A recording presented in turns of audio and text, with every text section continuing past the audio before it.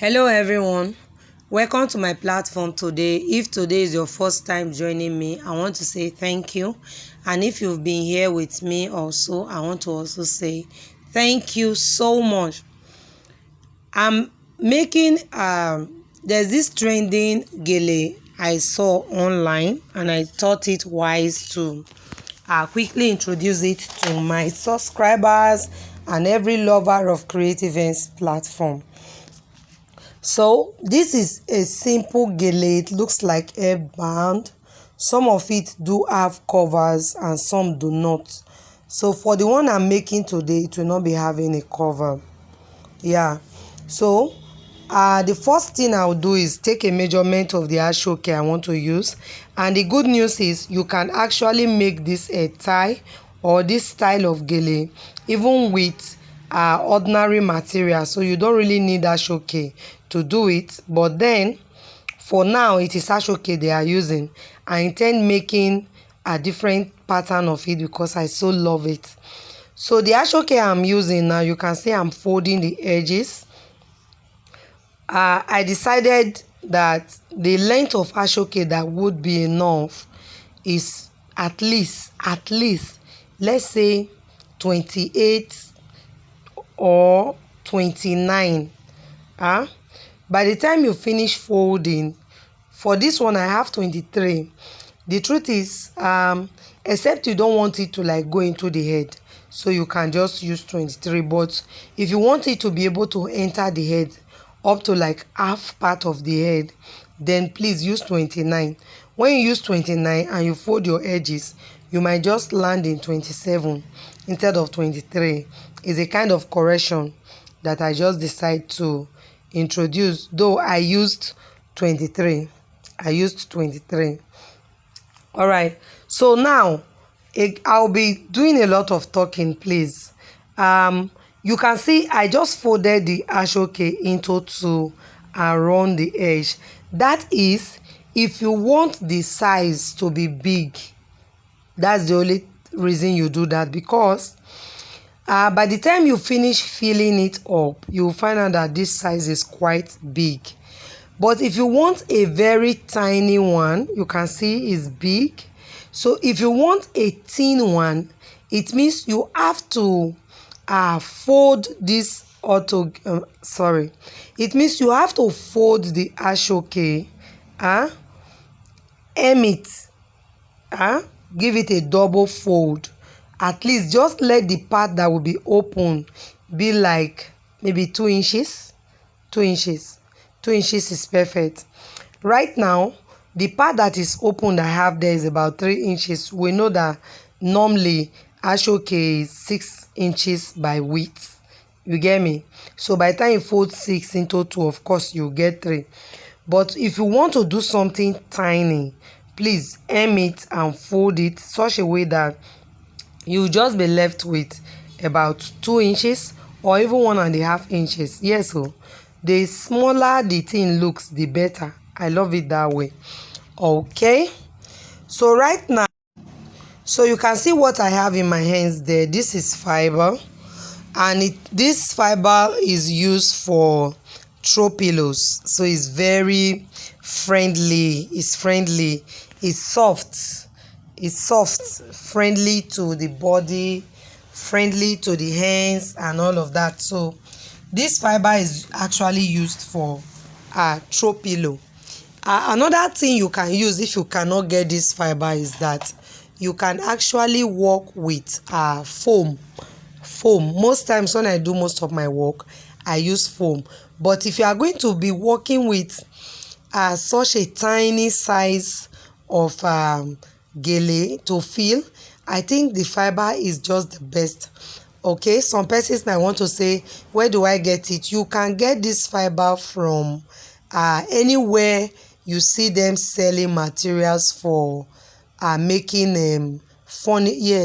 anywhere they sell furniture materials, you understand? So you can always get this fiber there. Yeah. Okay, so I'm just going to fill the both of them, and you can see how tight I push. You just get to feel it, push it very tight, so that it will be strong, it will be strong, it will be firm. Let me use the word firm. Yeah, so right now I'm done filling the two, and you can see how it is looking, and you can see. All right, so when you want to place it, don't place this way. No, place one on top of the other. Place it on top. Yes, just the way you see this now. This is how it is meant to look like. Don't place it this way. Place it on top of each other. So after placing it on top of each other, I'm going to be doing a systematic tacking. I'll be sewing, but I'm going to be very systematic with it. I'm going to sew it in a way that my thread will be invisible. So I guess if you watch carefully, you might just understand what I'm doing. So after tying or knotting the bottom, I'm just going to move in. I'm sorry, I didn't know it was covering it. I'll move in. Did you see it? The thread is gone. You won't see it again. So from this point where I am now, I'll go down and bust out the other side. I'll pick my needle from the other side now. So, okay. I'll repeat the same process I did before. Do you understand? I'm just going to put my needle from the point where you see the thread now. I'll push it to a distance and then bring it out because it's inside already. So whenever I bring it out, the thread will just go inside. You won't see the thread anymore. Then I'll use that particular point where the thread is now to go back upwards. So I'm actually doing the sewing both the top and down. You understand? I move from the top. I also move from the down part. So the goal is for the thread not to be seen. Do you understand? You cannot afford to be sewing and the thread is just everywhere. It means you are not doing it well. And I don't buy the idea of just using your hot glue to stick it together. This because it's possible that your client might have some issues with it later. Do you get me? So as much as possible for me, I prefer doing my work in a way that it will not pose any kind of challenge to my client. Yeah, so that's just it. I hope you followed how I was actually doing my tacking. I decided to let me make this part seen so that you can actually see how I do it. So right now it's ready. I'm just going to twist it, fold it to create a kind of freedom, you understand, for me to be able to bend it together easily without any form of hindrance. Do you get me? So right now I'll just fold it together the way you see me doing now, and then I'll simply use my needle and thread and then hold the end together. Of course, when I'm doing this particular part or while I'm working on this particular part, some thread might actually show, but the thread showing will not be any kind of problem. It will not be any kind of challenge. Why? Because that part you see me tacking together now is the part that I'm going to attach because we use different things and I'll be coming up with different patterns of this particular gele. So we use different things. So I'll just be attaching some you can create a rose, you can create a bow tie, you can create a fan and fan stuff to just attach. You can create anything you think is beautiful to actually attach to that particular part. And after attaching that, every rough work that you did there will be completely covered. Yeah, so just make sure that in sewing that part you actually sewed and you repeat your sewing and make sure that it is firm. Why? Because this is the part that is actually holding the whole of this gele or hair tie together, so you have to ensure that it is well fixed and that it is firm. Is that okay? All right, let's move straight to how I style it. So what I have here now, I joined 3 pieces of ashoke, 3 pieces because I want it to be opened, and the length I have is 18, but the first length I actually cut out was 20. So when I folded or when I aimed the edges, I fall back to 18. All right, so so what I need do right now is I'm going to fold it like I am creating a pleat. I'm going to fold it like I'm creating a pleat. If you have a pressing iron, the better. This process is supposed to be ironed. So if you iron this process, you get the pleat out, and it will come out so lovely, so beautiful, so charming. Yeah. So but right now I am not working with I'm not working with I'm not working with iron, so I'm just doing it my way, just using my hands. So when I'm done folding, I'm just going to like what do I do now? I'm just going to like work on it to make it a little bit smooth, though there is no iron, but it's not going to spoil anything. It's not going to spoil anything. So this is how I folded: back, front, back, front. And like I said, if you have iron, do iron it. It's not bad. It will come out even better than what you are seeing now. Yeah, so for this I am done folding. Yeah, the next thing I will do right now is that I will get my needle and thread and tack it together. You can see I folded twice. I folded, I folded. Yeah, so I fold to enable me widen my pleat. That is number 1. And 2, I want the pleat or the fan to be facing up. I don't want any parts facing down. So because I want every part of this fan to concentrate upwards, I'm just going to like fold it into 2, use needle and thread and hold that part you see me holding now, sew it together with needle and thread, after which I'll simply take it to the band that I have prepared, and then attach it to it.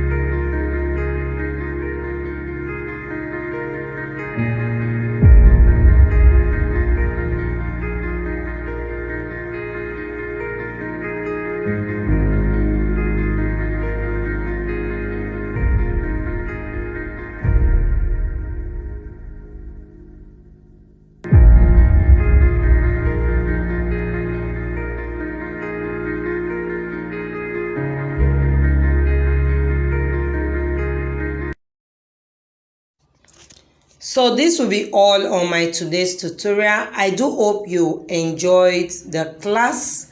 If you do, please don't forget to give it a thumbs up, and if you are yet to subscribe to the channel, please just subscribe. It is free.